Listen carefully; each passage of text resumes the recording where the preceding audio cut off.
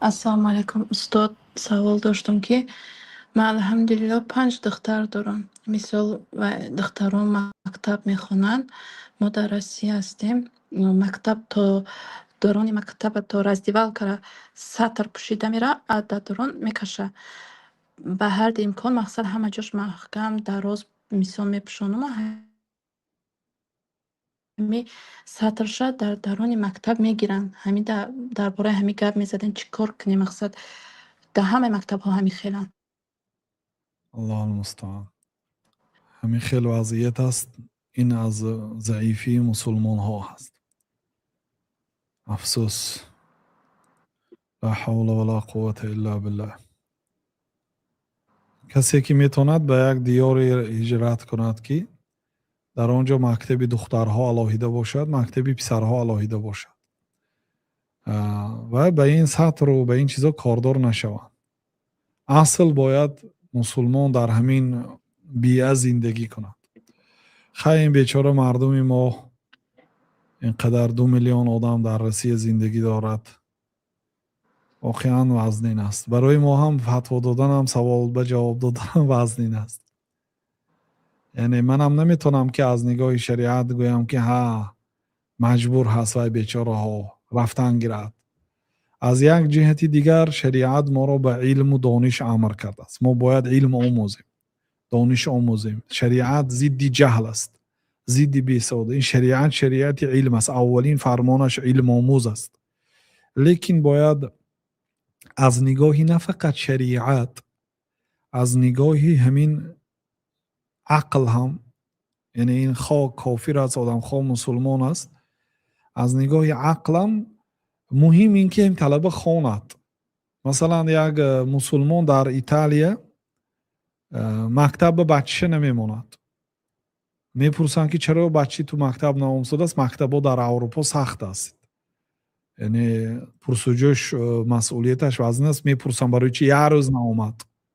میگوید که آخه مکتب شما موسیقی دارد، موسیقی در دین ما ممکن نیست. این بیچاره بچه من در فن موسیقی اشتراک کردن نمیخواهد، برای همین نمیرد. گفت مالی بچت بیاد فقط فن موسیقی و ندارد میکن. چون که مقصد این که در جامعه آدم مثلا دولتایی که کریمینال بسیار است در آنجا، همون کریمینال یگانتش معلومات عالی ندارد. هم بندیتا فکر میکنید یگانتش معلومات عالی دارد. معلومات عالی، علم دینی، علم دنیوی انسان از جنایت نگاه میداره. او برای خودش یعنی که دزدی یا کارهای پست اجازت نمیده آدمی که معلومات عالی دارد. بنابراین بگذار مکتب خواند، محل فنی موسیقی به بچه تو اشتراک نکند، مادامی که در دین تو ممنون. بچهای ما در یک مکتب میرفت، اونا یک گیمنی دینی داشتن، گیمنی دینی نصرانی ها. همین دین، همین گیمن، همین آهنگ دینیشونه برای بچهای ما اجازت میدادن که نخواند.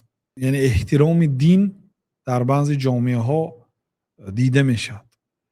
چنین اینها هم باید 30 میلیون 35 میلیون مسلمان است در روسیه. یعنی باید حقوق رعایت کرده شه. حقوق مسلمان است. سطر کدی آمده خانه هیچ گپی نداره. نه به دانشش ضرر میکنه، نه به علمش. چیز فقط همین چیزی بدبینی دینی وجود دارد و الا هیچ مانعی علم نیست. به سطر و حجابش معلومات عالی شدن داشتنش ممکن است، بهترین انسان شدنش ممکن است. ریش کتی هم دانشگاه خوندن هیچ گپی نداره. این ریش یگان خلال نمیرسونه برای علم آموختن. علم آموختن با گوش و با چشم و با عقل و با قلب میشد. ریش چی خلال دارد مثلا؟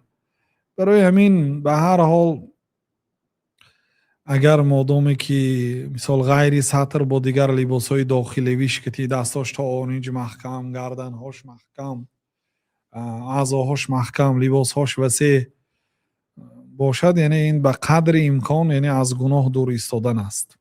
لیکن به هر حال آینده را هم فکر کردن در کار. یک عمر در همین خیل جاها زیستن.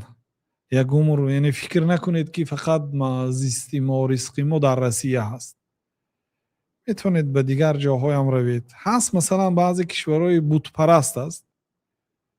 بتپرست، دینی دولتیش بتپرستی هست، یعنی از نصرانیت بدتر. نصرانیت که اصلش دینی آسمانی است. من در اروپا، بعضی کشورهای اروپا هست 50% مکتب ها در دینی در دستی مسیحیت است. یعنی دین مکتب ها را گرفتگی است. 50% در دست حکومت است. اون مکتب ها مکتب های آمیخته هست. دختر و پسر علاهیده، سیگریت کشیدن ممکن، همه خیلی. این مکتبایی که دخترها علاهیده، یعنی در اروپا من گفته ایستادیم دخترها مکتبش علاهیده تا صنف 12، از اون پسرها علاهیده. مکتب صنف نه. رنگ عربستان و دیگر دولت‌های مسلمان ها همین در اروپا کشورهایی است که دخترها، یعنی من مکتبای اسلامی نگفتم، مکتبای نصرانی مسیحی، مکتبی دولتی، دخترها علاهیده میخواند سطر کتی.